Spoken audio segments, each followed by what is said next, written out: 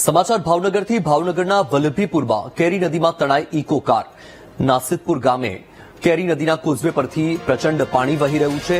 પાણીને વહેણને પાર કરવા કાર ચાલકે જોખમી સાહસ કર્યું। કોઝવેમાં આગળ જતા કાર પાણીના પ્રવાહમાં તણાવા લાગી। નસીદપુરના લોકોએ તાત્કાલિક દોડી આવીને રેસ્ક્યુ કર્યું। લોકોએ દોરડાની મદદથી કાર સવાર બંને લોકોને સુરક્ષિત બહાર કાઢ્યા છે। જેસીબીની મદદથી કોઝવે વચ્ચે ફસાયેલી કારને પણ બહાર કઢાઈ। નદીના ધસમસતા પ્રવાહમાં શ્વાન પણ તણાયું। તો આ દ્રશ્ય તમારી ટીવી સ્ક્રીન પર છે। ભાવનગરના વલ્લભીપુરથી સામે આવ્યા છે કે જ્યાં નસીદપુર ગામે કેરી નદી અત્યારે તેના પ્રચંડ સ્વરૂપમાં છે।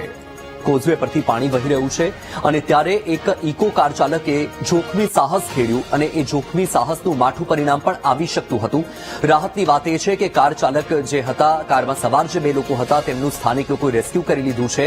એક શ્વાન પાણીમાં તણાઈ ગયું છે।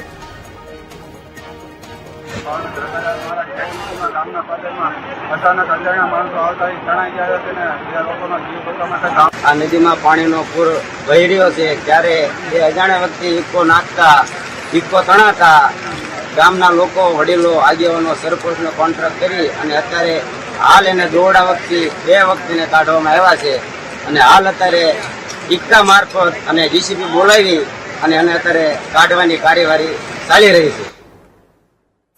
વડોદરાના જાંબુઆ નદીના પાણીમાં ટ્રક તણાઈ। જાંબુઆ ગામ પાસે બ્રિજ પરથી પસાર થવા જતા ટ્રક પાણીમાં ફસાઈ। જીવ બચાવવા ટ્રક ડ્રાઈવર અને ક્લીનર ટ્રકની છત પર ચડ્યા। ફાયર વિભાગની ટીમે બંનેને બચાવવા માટે દિલધડક રેસ્ક્યુ કર્યું। મગરોના ભય વચ્ચે ફાયર ટીમે નદીમાં બંનેનું બચાવ કામ કર્યું। હાઈવેના ટ્રાફિકથી બચવા જાંબુઆ ગામના બ્રિજ પરથી વાહન ચાલકોની અવરજવર। આ દ્રશ્ય તમારી ટીવી સ્ક્રીન પર સામે આવ્યા છે। સતત વરસાદી માહોલ છે અને વરસાદી માહોલની વચ્ચે વડોદરાના જાંબુઆ નદીના આ દ્રશ્ય સામે આવ્યા કે જ્યાં પાણીમાં એક ટ્રક ફસાઈ હતી। ડ્રાઈવર અને ક્લીનર પોતાનો જીવ બચાવવા માટે ટ્રકની છત પર ચડી ગયા હતા। વધુ માહિતી મેળવીશું। સંવાદદાતા માનુ ચાવડા ફોન લાઈન પર છે।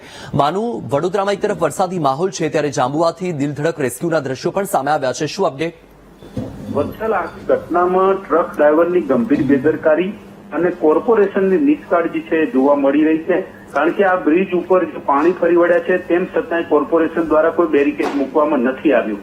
બેરિકેડના કારણે આ ડ્રાઈવર છે એ ટ્રકને ટ્રાફિક જામમાં લઈ જવાના બદલે તરત નીકળી જવા માટે થઈને આ પાણી હતું એમાં એને ટ્રક નાખી અને એના કારણે આ ટ્રક છે પાણીમાં ફસાઈ છે। ગંભીર બેદરકારી ડ્રાઈવરની પણ છે કારણ કે ટ્રાફિકથી બચવા માટે એને આ ભૂલ કરી અને આ જોખમ લીધું ને એના કારણે પાણીમાં ફસાયો। જોકે બંનેના અત્યારે જીવ બચી ગયા છે। બંને ટ્રક ઉપર ચડી ગયા છે એટલે બંનેના જીવ બચ્યા છે, પરંતુ પોતાના જીવ જોખમમાં મૂકી અને આ ટ્રક એને અંદર નાખી હતી। ટ્રકમાં ફસાયા પછી લોકોને ખબર પડી। સ્થાનિક લોકોએ કોર્પોરેશનને જાણ કરી। ફાયરની ટીમો અત્યારે પહોંચી રહી છે અને રેસ્ક્યુ કરવાની કાર્યવાહી શરૂ કરવામાં આવી છે, પરંતુ આ બંને ડ્રાઈવર અને કંડક્ટરે ગંભીર પ્રકારની બેદરકારી દાખવી પોતાની ટ્રક છે પાણીમાં નાખીને એના કારણે જીવ જોખમમાં મૂક્યા છે। ગઈકાલે આ જ જગ્યાએ એક કાર પણ ફસાઈ હતી। કાર ચાલક તણાયો હતો, એને પણ રેસ્ક્યુ કરવામાં આવ્યો। ત્યારબાદ પણ કોર્પોરેશને કોઈ બેરિકેડ મૂક્યા નથી, કોઈ સૂચના નથી આપી કે અહીંયા ઊંડું પાણી છે જવું નહીં, અને એના કારણે આ બીજી દુર્ઘટના આજે સર્જાઈ છે। જી વત્સલ। બિલકુલ માનુ, તંત્રની કામગીરી પર ચોક્કસથી અહીં સવાલ ઉઠી રહ્યા છે કારણ કે ગઈકાલે જ્યારે આ પ્રકારની ઘટના બની હતી તો શા માટે કોઈ બેરિકેડ્સ ન મૂકવામાં આવ્યા? શા માટે કોઈ સૂચના દર્શાવતા બોર્ડ ન મૂકવામાં આવ્યા? જો કોઈ દુર્ઘટના સર્જાય તો જવાબદાર કોણ? શું તંત્ર અને જે અધિકારીઓ, કર્મચારીઓ છે કોઈ મોટી દુર્ઘટના સર્જાય તેની રાહ જોઈને બેઠા છે?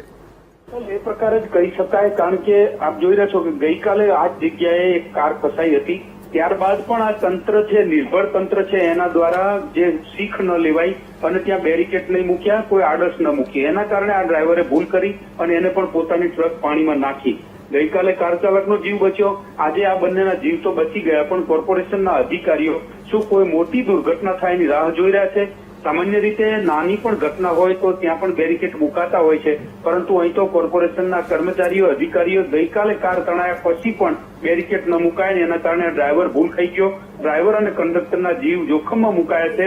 હજુ રેસ્ક્યુ ના કરે ત્યાં સુધી એમના જીવ જોખમમાં છે। આવી સ્થિતિ કોર્પોરેશનના અધિકારીઓની નિષ્કાળજીના કારણે સર્જાઈ છે। પોલીસે પણ કાર્યવાહી નહીં કરી અને એના કારણે આ વધુ એક અકસ્માતનું નિર્માણ થયું છે। જી બિલકુલ, માનુ, માહિતી બદલ આભાર। તો આ દ્રશ્ય તમારી ટીવી સ્ક્રીન પર છે। તમે જુઓ, જાંબુઆથી સામે આવ્યા છે। એક તરફ સતત વરસાદી માહોલ છે, જાંબુઆ નદીમાં પાણીના પ્રવાહમાં પણ વધારો થઈ રહ્યો છે, ત્યારે જાંબુઆ ગામ પાસે બ્રિજ પરથી પસાર થવા જતા એક ટ્રક ફસાઈ હતી। હજુ સુધી તેમનું રેસ્ક્યુ કરવામાં નથી આવ્યું। ટ્રક ડ્રાઈવર અને ક્લીનર પોતાનો જીવ બચાવવા માટે ટ્રકની છત પર ચડીને બેઠા છે।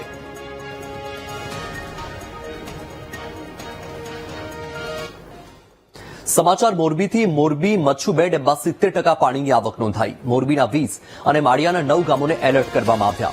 જોધપર ગામ પાસે આવેલા મચ્છુ 2 ડેમમાં પાણીની આવક છે, ત્યારે પાણી છોડાતા નીચાણવાળા ગામોને એલર્ટ કરવામાં આવ્યા.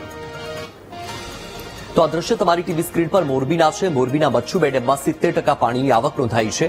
મોરબીના 20 અને માળિયાના 9 ગામોને એલર્ટ કરવામાં આવ્યા છે, કારણ કે સતત વરસાદી માહોલ છે. બીજી તરફ ઉપરવાસમાં પણ વરસાદ છે, જેના કારણે મચ્છુ 2 ડેમમાં પણ પાણીની આવક સતત નોંધાઈ રહી છે. જોધપર ગામ પાસે આવેલા મચ્છુ 2 ડેમમાં પાણીની આવક નોંધાઈ અને રૂલ લેવલ જાળવવા માટે ડેમમાંથી પાણી પણ છોડવામાં આવી રહ્યું છે, જેના કારણે નીચાણવાળા જે ગામો છે તેને એલર્ટ કરવામાં આવ્યા.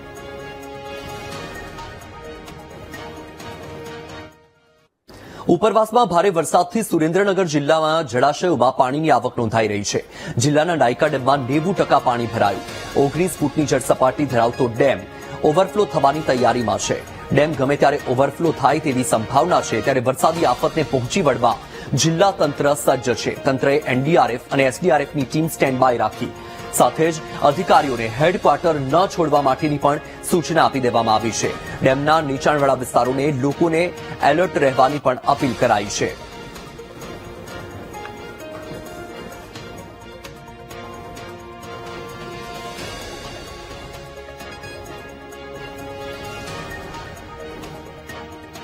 બનાસકાંઠાના સરહદી વિસ્તારમાં ધોધમાર વરસાદ છે. લાખણી, થરાદ, વાવ સહિતના શહેરોમાં અવિરત વરસાદ. અનેક વિસ્તારોમાં ભરાયા વરસાદી પાણી. લાખણીમાં 2 દિવસથી પડી રહ્યો છે ધોધમાર વરસાદ. એક જ દિવસમાં 4 ઇંચ વરસાદ ખાબકતા ચારેકોર તારાજી. લાખણીથી થરા જતા નેશનલ હાઈવે પર પણ ભરાયા વરસાદી પાણી. વરસાદી પાણી બજારોમાં પ્રવેશતા વેપારીઓ મુકાયા મુશ્કેલીમાં. બનાસકાંઠા જિલ્લામાં છેલ્લા 2 દિવસથી મુશળધાર વરસાદ પડી રહ્યો છે. હવામાન વિભાગ દ્વારા જે આગાહી કરવામાં આવી હતી તેના પગલે અત્યારે અનેક વિસ્તારોમાં જળબંબાકાર જેવી સ્થિતિ સર્જાઈ છે. આમ દ્રશ્યોમાં જોઈ શકો છો કે લાખણી તાલુકામાં જે વહેલી સવારથી અત્યાર સુધી 4 ઇંચ જેટલો જે વરસાદ ખાબક્યો છે, અને તેના કારણે અત્યારે નેશનલ હાઈવે હોય કે પછી આજુબાજુની દુકાનો હોય, તમામ જગ્યાએ અત્યારે વરસાદી પાણી ભરાઈ ગયા છે, અને જેના કારણે અત્યારે વાહન ચાલકો છે અને વેપારીઓ છે તે મુશ્કેલીમાં મુકાયા છે. વરસાદી પાણી છે તે અત્યારે દુકાનો સુધી પહોંચી જતા અત્યારે તમામ જે નાના મોટા વેપારીઓ છે પોતાની દુકાનો પણ બંધ કરી દીધી છે અને પોતાનો વ્યવસાય પણ બંધ કરી દીધો છે. ધીમે ધીમે પાણી છે તે વધી રહ્યું છે, અને જે પાણી છે તે અત્યારે બજારોમાં આવી રહ્યું છે, અને જેના કારણે અત્યારે સૌથી વધુ અસર છે તે વેપારીઓમાં જોવા મળી રહી છે. એટલે કે કહી શકાય કે જે પ્રમાણે સવારથી જે વરસાદી માહોલ લાખણી વિસ્તારમાં જામ્યો છે તેની સીધી અસર અત્યારે નેશનલ હાઈવે અને લોકોના જનજીવન પર જોવા મળી રહી છે. બીજી તરફ કહી શકાય કે આ વિસ્તારમાં મોટા ભાગે પાણીની અછત સર્જાય છે, પરંતુ સતત વરસાદ પડવાના કારણે અત્યારે ખેડૂતોમાં પણ ખુશીનો માહોલ જોવા મળી રહ્યો છે. Rohit Thakor, VTV news, Banaskantha. સાબરમતી નદીમાં પૂરની સ્થિતિને લઈને ગાંધીનગરનું વહીવટી તંત્ર સતર્ક થઈ ગયું.